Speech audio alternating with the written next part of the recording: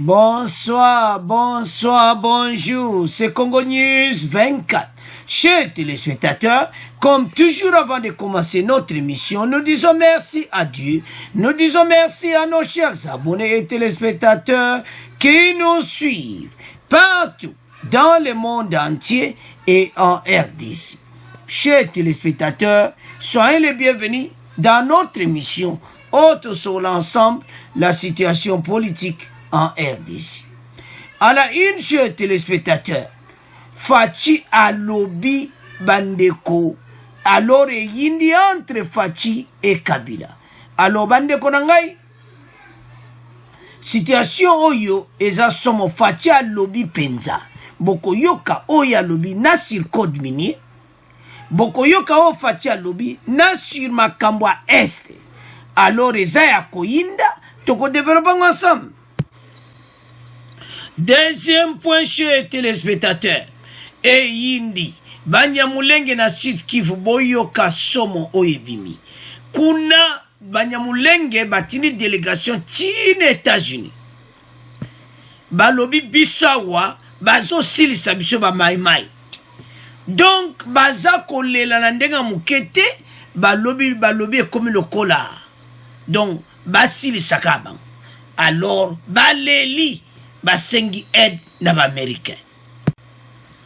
Alors, bande korangato comme na premier point na biso. O ba oloba e yindi entre Fachi et Kabila si code minier. Pe na oyo nyonso situation politique.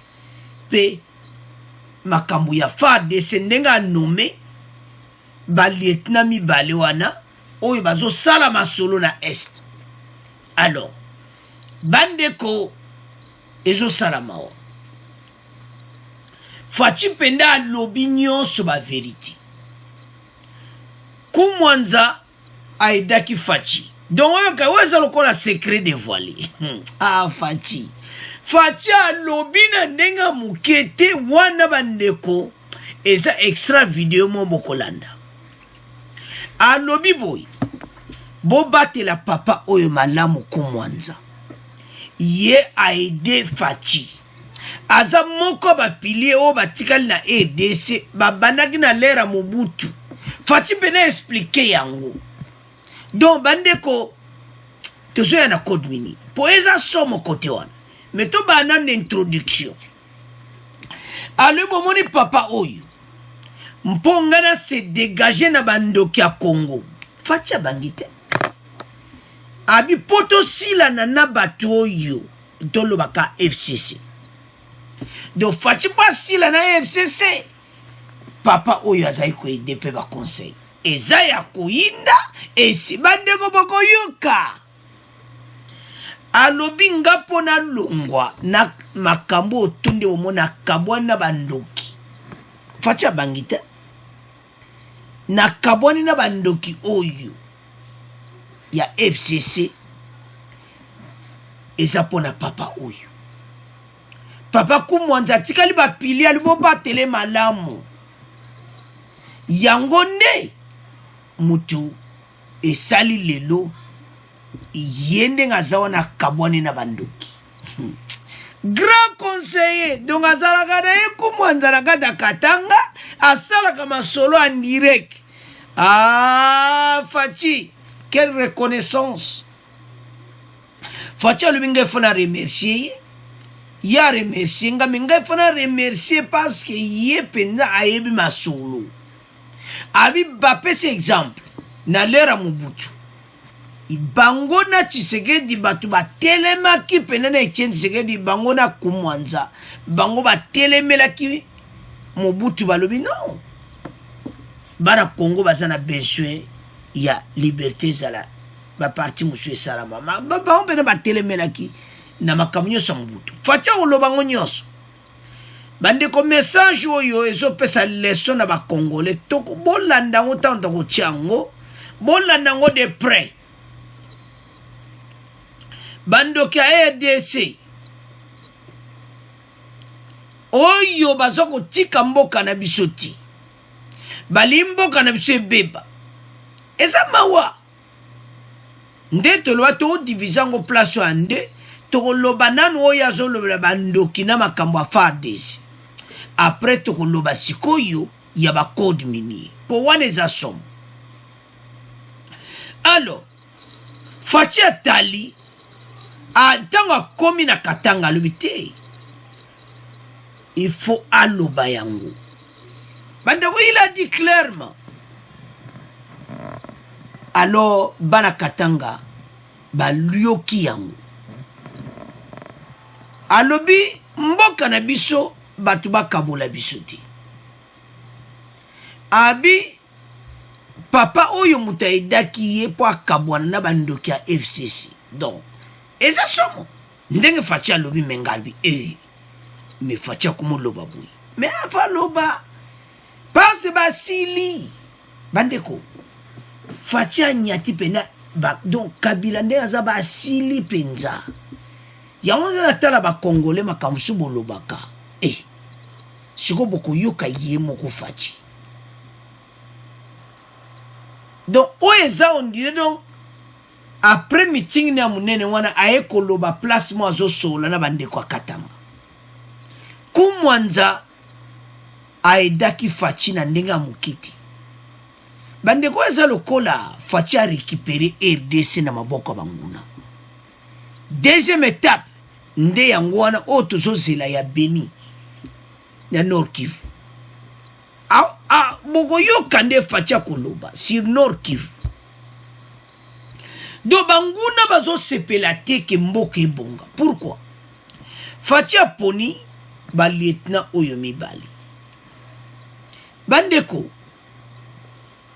oyo baye koloba na Faci abite avant pourquoi boya ko yebisanga te so eza makambo solo. Pourquoi boya ko yebisanga te avant na pona bango parce basaka ba travail ka banda kala na kati armée. Mais boya ko yebisanga lelo que voilà bango basala mabe na est bango basala mabe boye na boye non. Eza clair ti bato a PPRD FCC baye koyebisa Faci. Faci abime pourquoi boyebisa nga avanté boza oyebisa nga tango na tie bango siko na poste. Eza makambo lokuta. Faci alobi clairement na micro abangi te. Il est le garant de la nation. Il faut lobela ba Kabila ba yoka.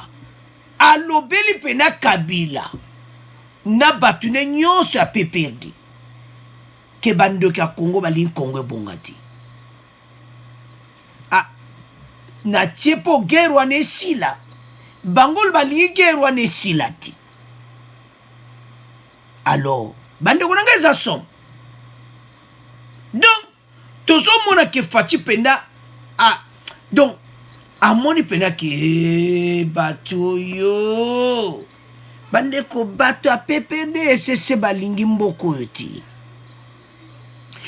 Donc arrivé à Faci na Katanga ba discours bomona ke minene salamaki wana bango basepela kita eza victoire.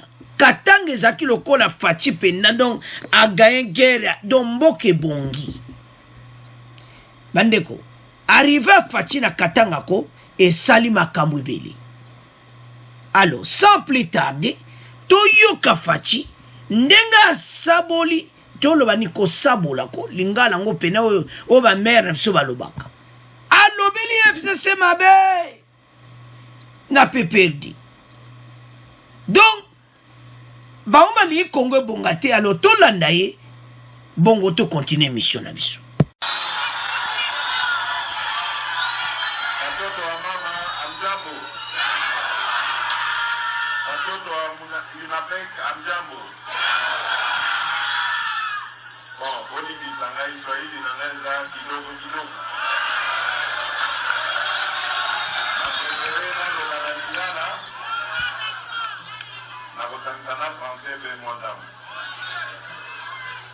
Vraiment, je tiens à vous remercier de tout cœur pour cet accueil chaleureux. Je remercie mon papa, comme je l'appelle affectueusement, le seul papa qui nous reste.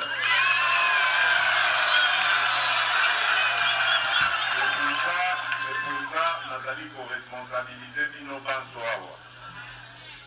Votre priorité, c'est de nous garder notre papa. Boba Telae Malamu, c'est une richesse, une des dernières que nous avons encore en République démocratique du Congo. C'est vrai, hier, avec un remerciement, parce que j'ai débarrassé, j'ai neutralisé les charognards. Mais je dois dire que si je n'avais pas le soutien de mon papa, je n'allais pas réussir à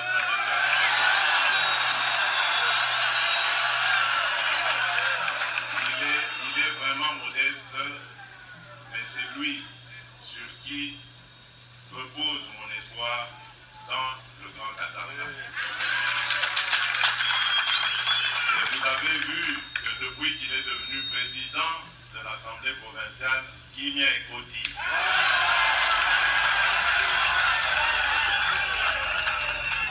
Papa Nabiso, Papa Kiungu, Azali, Moto, Yako, Batela Malamu. Vous voyez que Bango, Moutou Babandaka, Mosala, il y a conscientisation, il y a peuple congolais dans ce pays. On ne le dit pas assez. Mais c'est eux qui avaient commencé. Et les Naza, comme on a droit dans le jeune, au Botamagi dans le thé, ou bien sans doute au Botamagi, vous allez comprendre ma camboté. Mais dans ce pays, il y avait un homme très puissant, craint partout au monde, qui s'appelait Mobutu Sese Seko, le maréchal du Zaïre. 13 individus. Batelemika un jour, en tout cas, peuple de Bonipasi, ils sont signé Yoma. Mais vous n'avez aucune idée de ce que ça voulait dire à l'époque. Parce que Bino Bozali, génération en démocratie, au Botami, au Yebi, au Boubi, pour critiquer le président de la République, aux Zongi Benanda, pour saluer l'autre côté. À l'époque, au Lata Cravate Yapamba, au Bogai Bobunga, Lina Yopesili. À l'époque, Kobenga Yoka Kanakombo na yo ya baptême, c'est-à-dire le roi Félix, en tout cas, Esili. Mais papa Oyo, Batelemaki, Balobi Tondimi Liwa. Aux Congolais, à l'époque, on l'appelait les Aïrois, Bato à liberté. Et Tozoa Yango Lelo, O Tozo Salo Lelo, Ezali Bona Bango. Voilà pourquoi je vous ai dit, au battre les langaï papa Oyo, parce que c'est le dernier qui nous reste.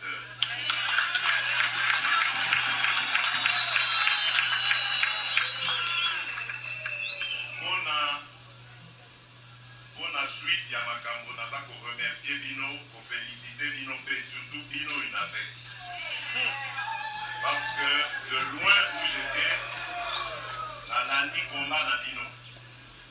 Vous avez refusé de tomber dans le tribalisme. Vous avez refusé de tomber dans le séparatisme. Wana ezali ba piège ya ba faible baza ko la kisabino.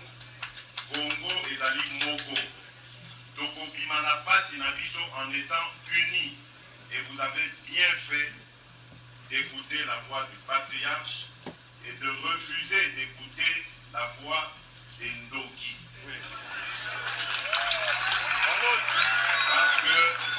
Parce qu'il y a des gens qui veulent notre malheur. Quand le Congolais souffre, quand le Congolais meurt, eux ils sont contents parce que ça fait leurs affaires. Voilà pourquoi je vous donne un exemple. Je viens de nommer 2 gouverneurs dans les provinces d'Ituri et du Nord Kivu pour qu'ils mettent fin aux violences injustes dont sont victimes nos compatriotes depuis des années. Et ces 2 responsables militaires étaient déjà en poste, l'un dans la première zone de défense et l'autre dans l'état-major de l'armée. Il venait d'être nommé il n'y a pas longtemps, par mois, il y a 9 mois. Par du Balobi et l'eau, mon côté. Mais dès qu'on les a désignés pour aller mettre fin aux violences, pas comment nous avons un problème, oh non, pas affiché, pas comment, mais depuis quand? Tout ça pourquoi? Pour nous empêcher de mettre fin à massacre pour les Akosa de Manadon qui vous l'a dit. Voilà pourquoi je vous demande d'avoir la même détermination aux besoins qui contre Bandokyo, Balinga qui va Kabola Biso, pour soutenir les forces armées nationales, la police.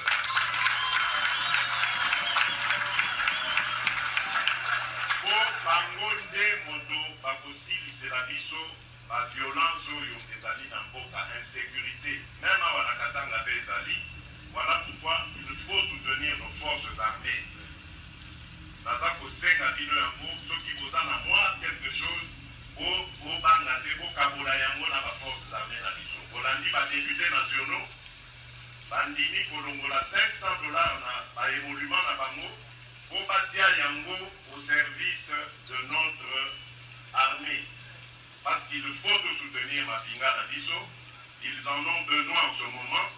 Mosala et Mosala, Basi, il ne faut pas débarrasser Mboka na Biso, na ba Tongolo Biso, na Oyo, Bataliko, c'est à Biso na Basi, et nous avons besoin de tous les soutenir. Olanda, Biloba, Lobaya, Badouana, Te, Bandokyo, Baboma, Mboka na Biso, Obalingaka, Osepela na Makila, Yabana Congo. Moi, je suis déterminé à ramener la paix et la sécurité sur l'ensemble du territoire national.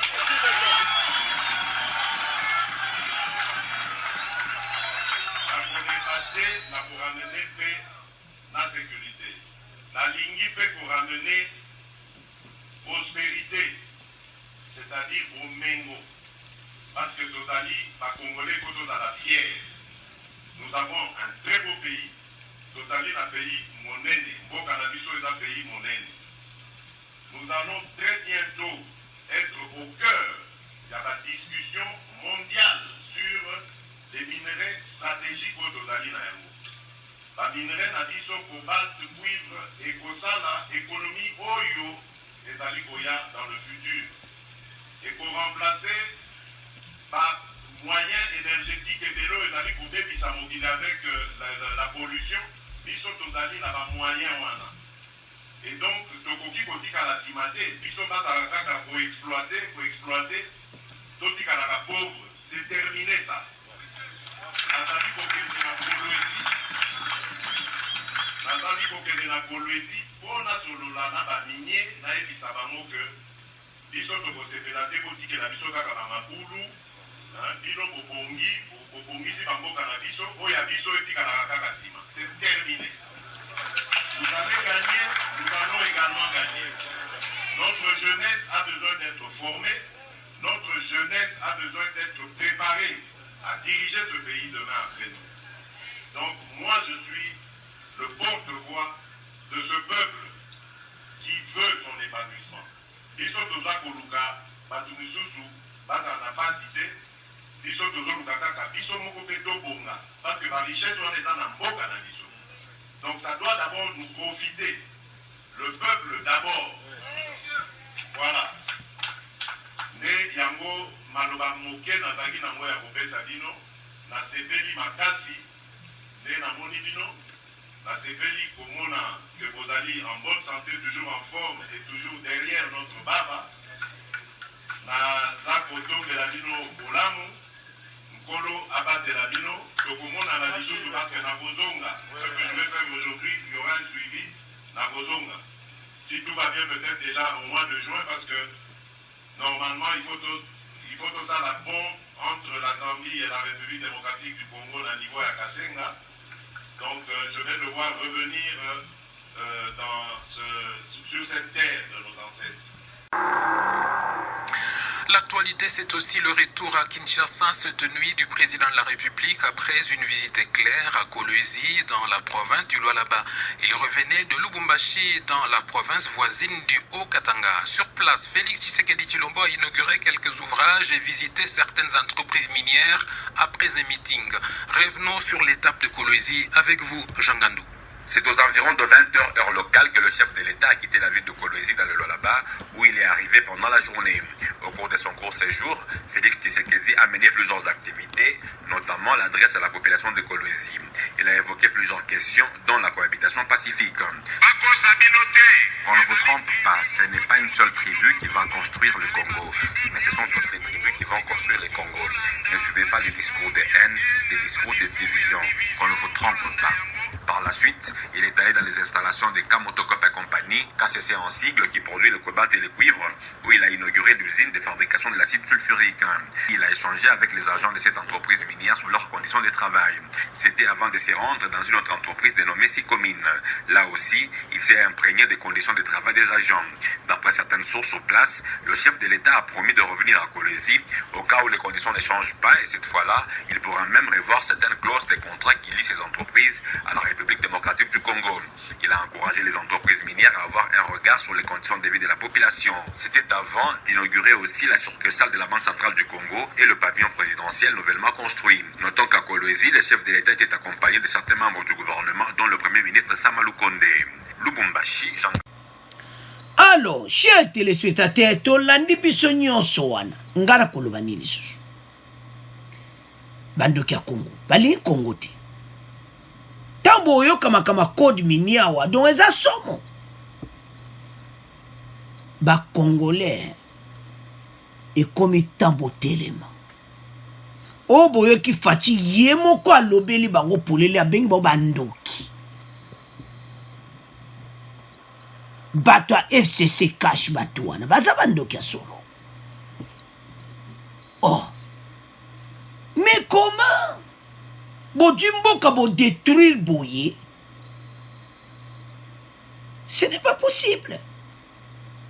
Baya kosala siko état de siège, bino bokomi contre état de siège.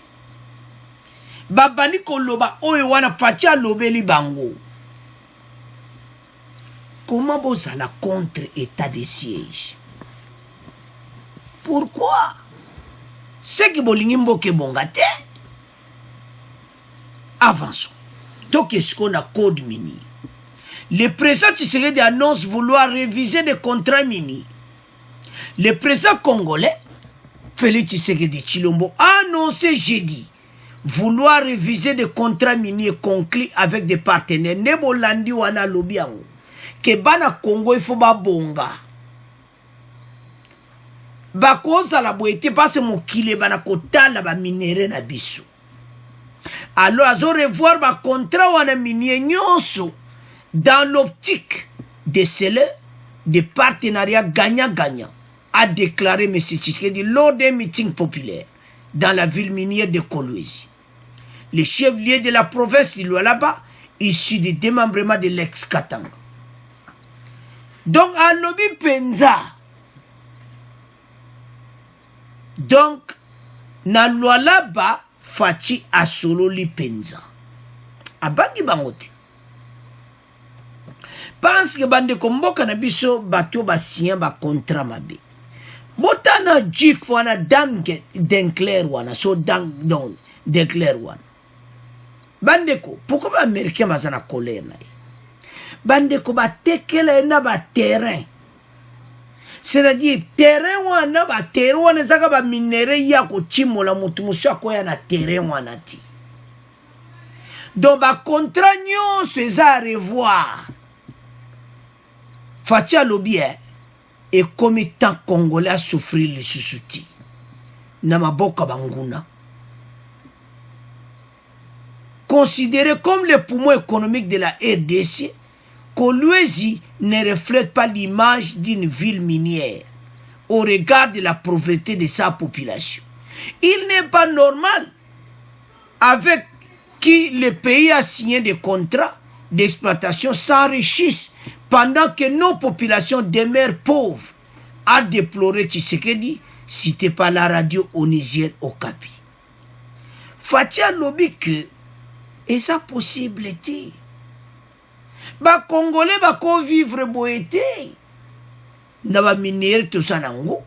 Alors azo revoir ba contrat minier mais na lero yo côté ya bata kingankati ba yeza ko bouger. bandeko bato oyo bazana ba contrat moko caché oyo Fachi pa yebaki te. Fachi eko sola na ba partenariat nyonso ye moko face à face oyo Fachi ayoki bato batikala koyebisa ete bandeko nde tovivaka ako baminere na biso eza na bacontrat mosusu Fachi ayebi te en tant que président de la République. Fachi lui faut revoir nyonso. Il faut qu'on revoir ba contrat wa nyonso gagnant. Bandeko mboka eza to récupérer mboka. Nazo regrette ka yonde ko place oza kuna ke ozo comprendre masolo angote. Ozo mona te place côté mboka komi. Totalement. Aider ces hommes marcher na ndenga mukiti. Aider ces hommes avancer na ndenga mukiti. Et comme étant ngande kona bande ko totalement. Fachi atali lui ba minera aider sende to landi wana na video. Ban minera aider ces sous-tante bato ba sakana biso. Alors, à revoir ma contrat nyonso. Pense que bata PPRD FCC donc ba contrat nyonso Kabila basalaka ba contrat wana eza clarté. Alors Fachi azo keneko déboulonner partout. A déboulonner FCC, a déboulonner bango siko akene ba contrat minier. Na FCC bino ke ba kamboza mineni. Boyeba kina bino Tshisekedi ti. Boyeba na bino te Félix azali nani. Siko bozo mona le vrai Félix Tshisekedi. Boyeba kete. Ta onazo tala ba Congolais musuna musika na bia. Asoyeba son excellence te le président de la République. Moto o azana mote d'abord azana motema bolingo. Mais soko amoni on ale o déconner makama le peuple d'abord. Oza na problème seri. Alobi ngona discours to landi wa discours wana bande ko eza sans commentaire. Ko lwezi eza ya koningana. Donc wana masolo penda bozo mona za ko expliquer. Bando ka Congo. Alors eyindi et comme tato récupérer mboka. RDC to récupérer ngwelo ke tikal to récupérer siko Benina Ituri parce que bandeko o esala makuna monguna jwa to koma ko kabola mboka na mopaya ba Rwandais il faut ba jwa pena grand malasi na Sud Kivu kuneza somba nyamulenge balobi biso to kufi ba mai basali bangona ndenga mukete ba kesikoyo ba mulengo bazana États-Unis ba kirumbuto na point toliko bebisa ngote po ekobeba. Alors badeko Fachi na ndenga mukete alo makamba este o eza po esilisa makambo wana koma bino boya koloba ke bato ya poni baza batute falatia mais ma benenga na za président de la République batikala koyana makamute pona ndima na luboya batia koyebisa Fachi te ke tala bango boeta bofunda yeti et comme l'air na tie na poste bozo kolo makambo wana loketa ngona vérifier zango alokuta po bayebi ke bato mi bale bayebi bango et c'est vrai makamsu ba kolo pesa vérité mais parce que bato ba bongoli miteme pas Fachi balo biso aussi sa masolo tia biso masolo aussi là beaucoup mona bande bolane discours ya ba lieutenant tango liboso bakodi ya ko ganga danse. Les FARDC intensifient les opérations à Djougou et à Rimou en cette période d'état de siège. Bazako Sasaba ADF. ADF n'a plus de terrain. Bakomko Kima. Alors, Bande Koranga, et ça somme. Donc, tu tiki premier point nabino. Tu commis sur go collègue. Parce que Fachi a l'obignon. Ba contrat mini à zo revoir. Ma kamba FARDC kuna ekokoma kimia. Et puis, masolo eko avancer EDC changer mokili e bana kolobela ba minere na biso. Alors botala bino moko, mwana mboka o azana makila ba congolais abengi bango bandoki eza ya koinda esi eyindi toke na deuxième point. Alors chers téléspectateurs, tokomi na deuxième point na biso Banyamulenge. Bandeko Banyamulenge balobi ete bozosilisa bango, bazoboma bango, babi ekomi génocide. Alors basalaki démarche, basengi bandeko na bango o baza na États-Unis bakende na gouvernement américain koyebisa bango te ba intervenir po ekomi lokola génocide na RDC o ezosalama entre ba maimai na Banyamulenge. Yabo moni ba pano basimbi Banyamu save Mulenge, save Mulenge. Bandeko histoire oyo eza histoire moko e bandakala. Dans des années, donc bakoko na bakoko, ba génération na génération. Alors, eloko zawana bango bazana dozo salaba bango pena bazako banga. Bandeko za lokola ki osala mutu wana mabe bovanda kesika moko okomi mal à l'aise. Do Banyamulenge pena bakomi mal à l'aise. Eza solo bazako banga parce que bazomona pena ke maimai soko ayindisi donc masolesidi parce que ezali kama bele bandeko tobosana te Barwandais s'infiltra partout na RDC. Na gouvernement eleki bazaki ba ministre na FARDC koloba kutu te to mona ba colonel ba désertaki parce que biso tout loba kana ba preuve oyo to monaki. Ba colonel wano ba désertaki ba za Rwandais.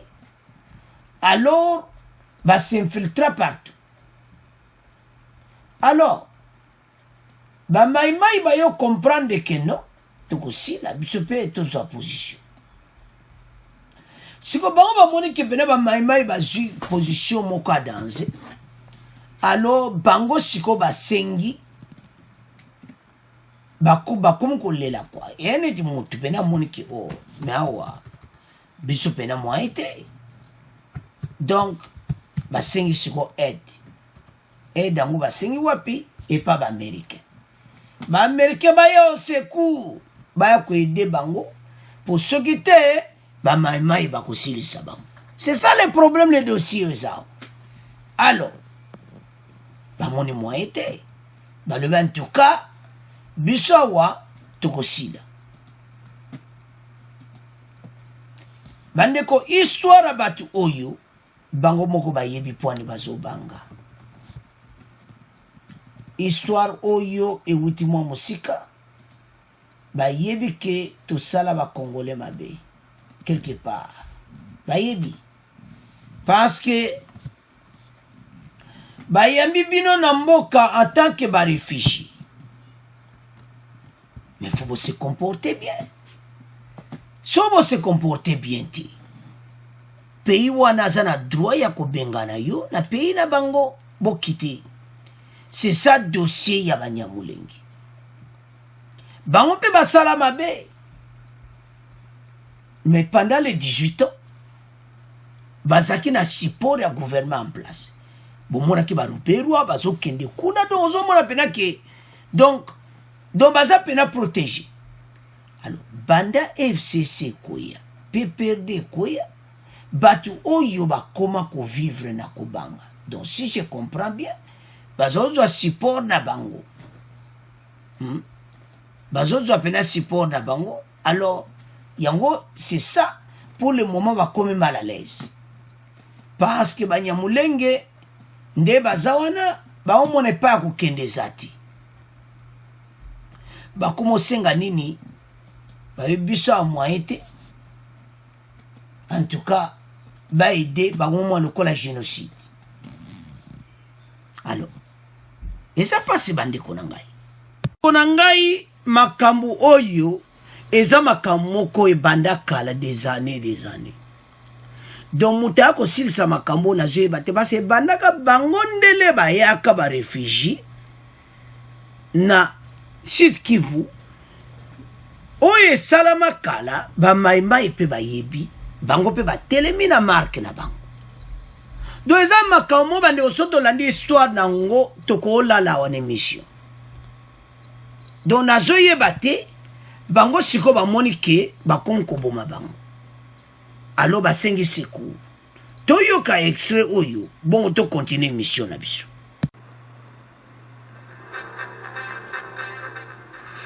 Banyamulenge ya États-Unis basali milulu na ba eta mingi pona kopamela bobomi bozali kosalema na Sud Kivu. Bazali kosenga na Congrès Amerika ezwa mokano pona kosukisa oyo bango babengi génocide likolo ya Banyamulenge. Alors, chers téléspectateurs, balobi génocide na bana mulenge. Basala génocide. Génocide. Bandeko. Et ça passe. Donc, ce que tozo tala, ezingana zo mona ngo pena génocide, et bango ezikomi ko banga. Parce que, guerre rwandais zo salama kuna entre ba maimai na bateau ba armée bazo protéger bango. Ezali donc, bango, bazol gaba occupé terre kabazala wana batumu. Donc, c'est ça. Ba maimai pe balube ezali kama mabele. Yango zo mwana makambo zo continue. Malgré ba accord. Kuna bande konanga accord moko te ko simba. Pourquoi tozoloba? Parce que ba maimai bazane histoire nyonso na mutu. Ezo kolo zo tambolo moni omoni wana oya bom oya sala ekoko nanga mabe. Omoni wana. Donc eza makambo ifuba luka système moko kimia po ekota kuna. Bango dabo bayaki ba réfugié. Yango bozo mona ke bazo linga ba lieutenant colonel bazana na Nord Kivu wana. Balobi ma bekat balui ke bino boyaki ba réfugié bozo mboka na bino. Alors malobana ba ma yenango bat monsieur Koti bango te. Bo comprendre ka po bazé belé pana biso. Bande ko Rwanda ba Rwandais baza infiltré partout na RDC. Ba créa oyo wana do na marque na bango. Alors oyo zo sala masikoyo donc bango ba komi ko banga. Siko ba moni secours à bien na États-Unis. Ko senga secours américaine. Et ça va bête. Mais est-ce que bozo yeba d'abord oyo bino bosala lelo bo bengi ke ba maimai ba osala génocide bazo boma Banyamulenge. Mais bo kanza pe le passé. Mais ngana zo mona ke bazo ko aggraver ka situation. Parce que gouvernement wa sikoyo bandimi bango ba vanda. Mais batosa mibe kwa mboka na biso. Parce que bango bazolinga ba comme ça que bango on dit baza soki wapi baza na ki RDC. Et puis partout dans le monde ceux qui réfugiés ozo se comporter bien ti. Eza lozo nationalité ceux qui ozo sala ba crime ba ko refoulé yo na mboka na yo.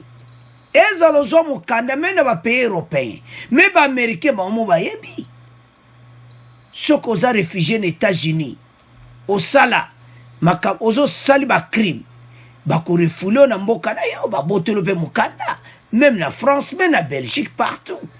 Alors pourquoi pas na aider ces bateaux nyoso ba sa ba crime il faut ba refouler bango ba bengana bango